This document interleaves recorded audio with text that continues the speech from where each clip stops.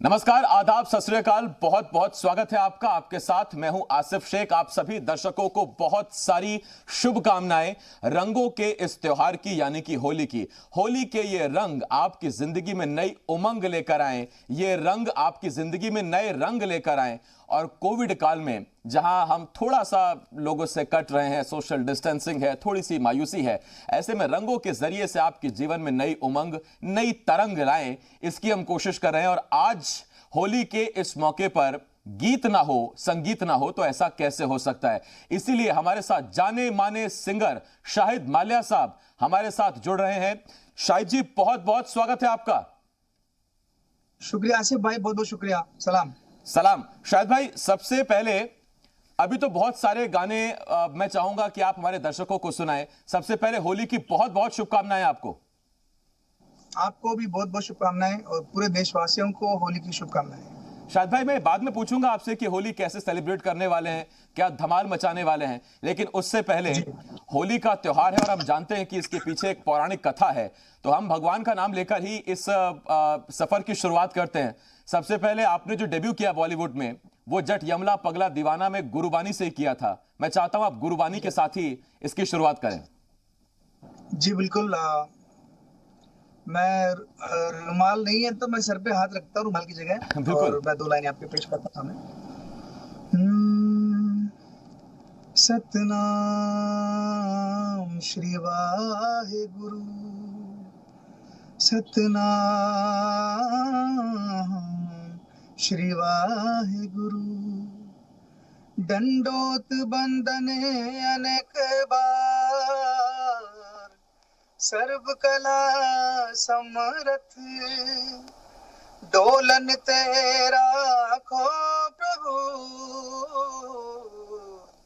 नानक दे कर हथ, सतनाम श्री वाहेगुरु। बहुत खूब। ये भगवान के नाम के साथ, ईश्वर के नाम के साथ, खुदा के नाम के साथ हमने इस सफर की शुरुआत की। शाहिद भाई, अब मैं जरा कुछ सवाल पूछना चाहता हूं आपसे। सबसे पहले लोग जानना चाहते हैं, ऑडियंस जानना चाहती है कि हम तो अपनी होली जानते हैं, देखते हैं, मनाते हैं, सेलिब्रिटीज कैसे मनाते हैं, तो इस बार होली पर क्या तैयारी है शाहिद भाई?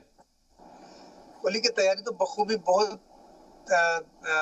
एक्साइटमेंट के साथ है, लेकिन जैसा कि आप देख रहे हैं कि सोशल डिस्टेंसिंग है, बहुत सारी रिस्ट्रिक्शंस हैं, तो फिर भी कोशिश की जाएगी कि वो शौक भी पूरा हो जाए, वो एक तमन्ना है मनाने की, वो भी हो जाए और सब लोग महफूज भी रहें। तो कश्मकश है थोड़ी सी, लेकिन एक्साइटमेंट बहुत ज्यादा है होली की। शाहिद भाई, दिल बड़ा बेकरार हो जाता है। ये त्योहार ही ऐसा है कि आदमी खुद को रोक नहीं पाता है, दिल है कि मानता नहीं। तो ऐसे में दिल को कैसे मनाएं खुद को कि हम सब ये जो कोविड की गाइडलाइंस है उसका भी पालन करें, होली को एंजॉय भी करें? आप कैसे, क्या कहेंगे इस पर आप? मेरे हिसाब से हर चीज का सॉल्यूशन होता है और इसका भी कोई ना कोई सॉल्यूशन होगा, क्योंकि अब बहुत सारी ऐसी चीजें, पानी है, गुलाल है और खाना पीना है, बहुत सारी ऐसी चीजें होती है होली में। भांग पीते हैं लोग, और तो वो एहतियात के साथ की जाए, सफाई के साथ की जाए। और वो एक बस मैं अल्लाह से दुआ करता हूँ कि इस बार कैसे भी करके ये होली अच्छे से निकल जाए और आगे आने वाली सब होली, दिवाली, ईद सब ऐसी हो जैसे हम पहले मनाते थे। और थोड़ा एहतियात बरतें, सबसे ये कहना चाहूंगा। और दूर से गुलाल फेंके और अपने दिल की जो खुशी है वो इजहार करें। एक और गीत है आपका बड़ा मशहूर, दरिया, सैड सॉन्ग है। आजकल लोग सैड भी बड़ा सुन रहे हैं। मुझे नहीं पता कि कितने लोगों के दिल टूट रहे हैं या क्या माहौल है, लेकिन यह है कि जितना हैपनिंग गानों की आजकल डिमांड है, सैड गाने भी लोग उतने ही सुनते हैं। तो दरिया इतना हिट क्यों हुआ, क्या लगता है आपको? बेशक वही है कि आजकल लोगों के पास वक्त नहीं है मिलने का। व्हाट्सएप पे ही मुलाकातें होती हैं, वीडियो कॉल पे ही बातें होती हैं। तो लोग वो जो पर्सनल टच है, मिलने का एक जो खुशी होती है, मिलने की खुशी होती है, वो कहीं ना कहीं गायब है और सब कागजी हो गया है। मतलब जैसे पहले के जमाने में लोग मिलकर प्लान करते थे कि क्या करना है, लेकिन आज का जमाना ऐसा है कि आज मिलने का प्लान भी नहीं हो पाता है। तो बहुत ही अजीब सी कश वाली बात है।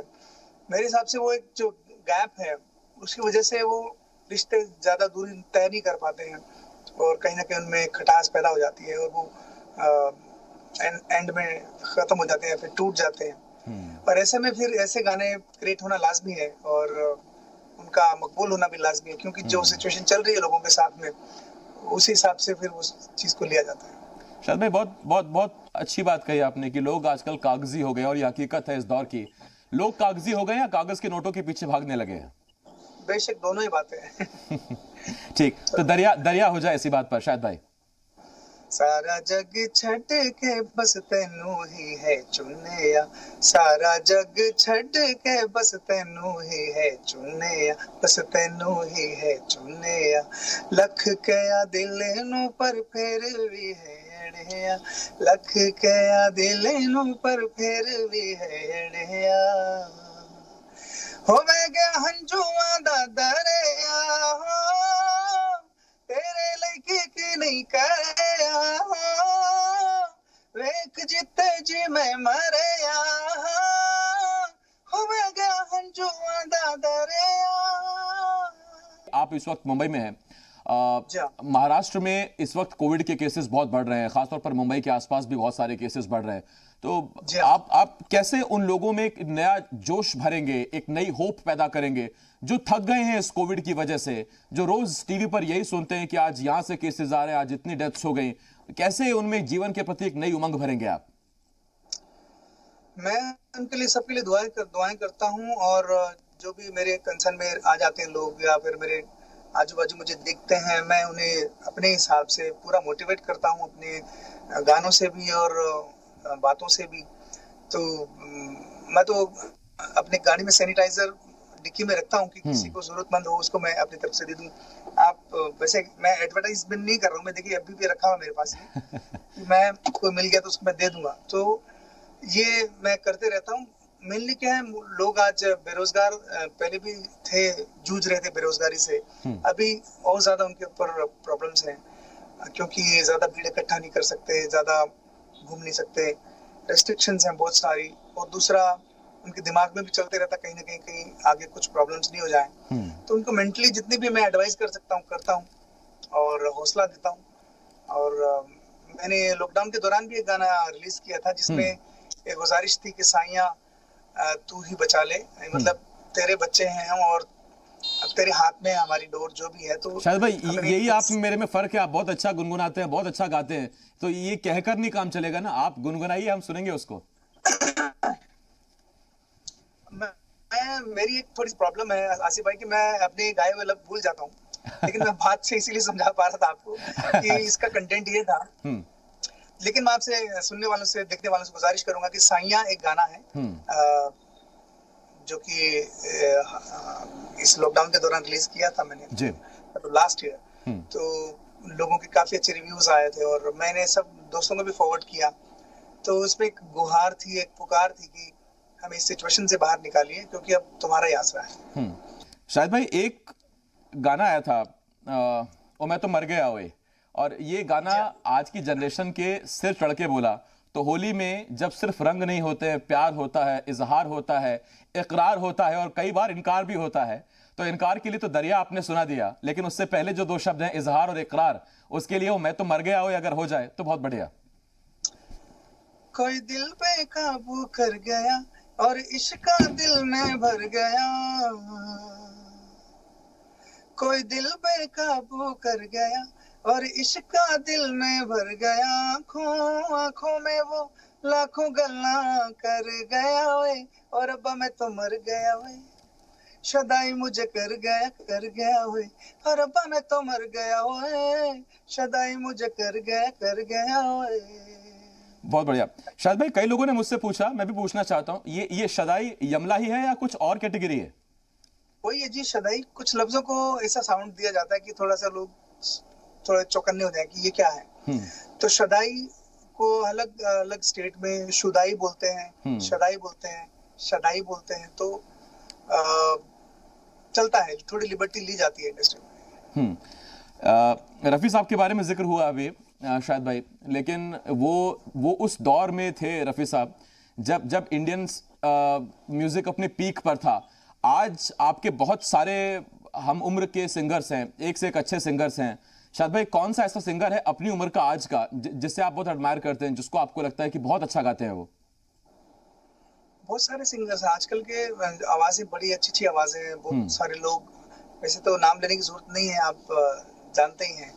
तो जैसे अरिजीत हैं और ऐश किंग हैं, और भी बहुत सारे सिंगर्स हैं।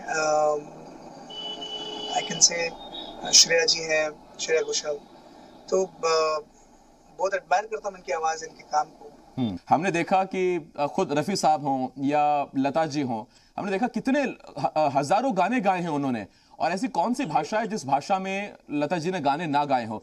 तो ये कितना मुश्किल हो जाता है एक सिंगर के लिए कि आप महाराष्ट्र से आते हैं, लता जी के लिए बात कर रहा हूं मैं, या आपके लिए राजस्थान पंजाब से आना और फिर उसके बाद बंगाली में गाना या तमिल में गाना, किस तरह से प्रिपेयर किया जाता है आपको? खुद आप किस तरह से प्रिपेयर होते हैं उनके लिए?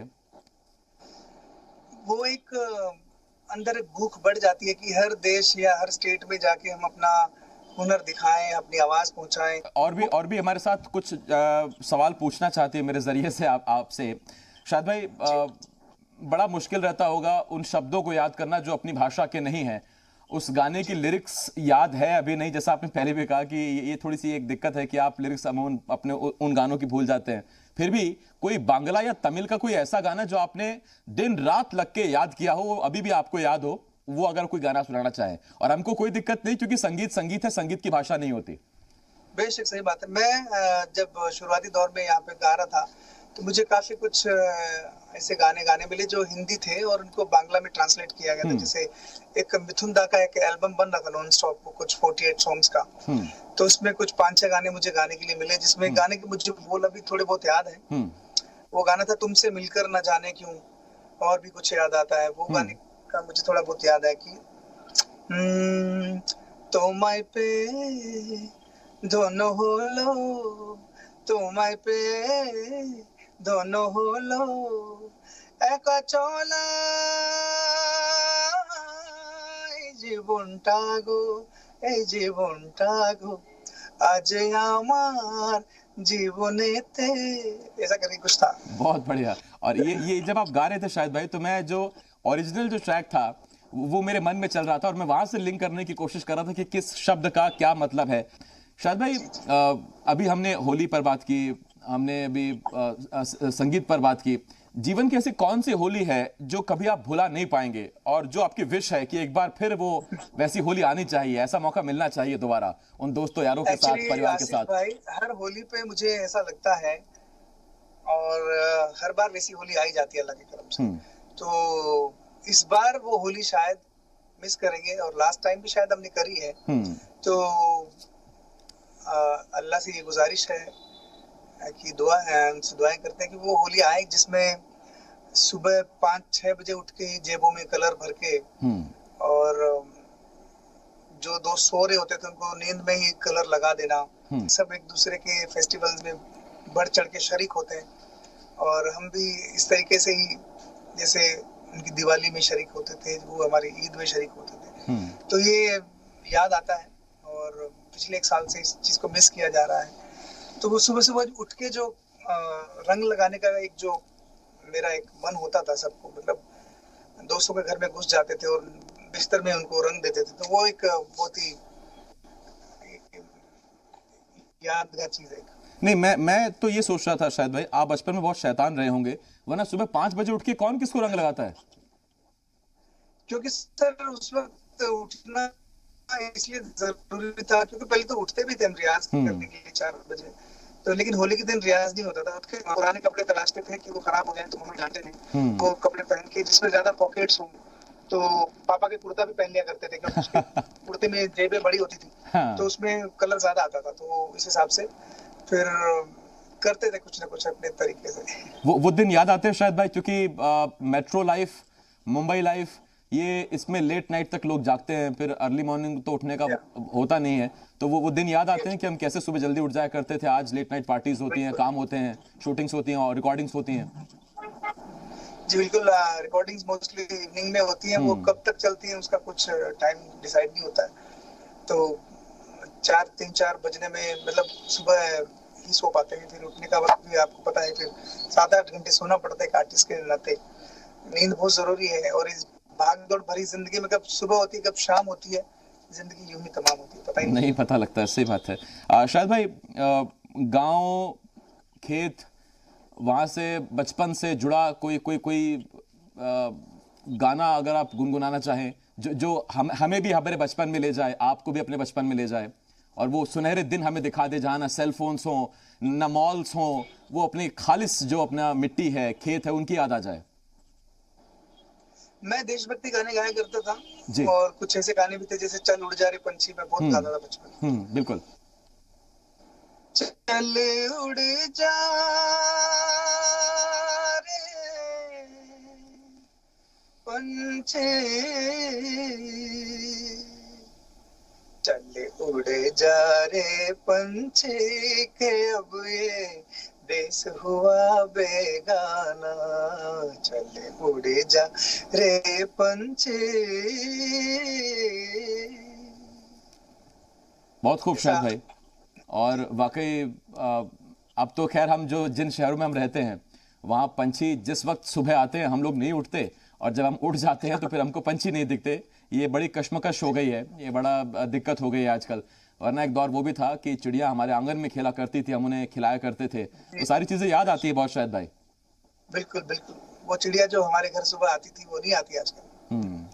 शायद भाई, मुंबई आना, अपने आप को यहाँ पर एस्टैब्लिश करना, फर्स्ट ब्रेक, ये कैसी रही कहानी है, कितना स्ट्रगल रहा?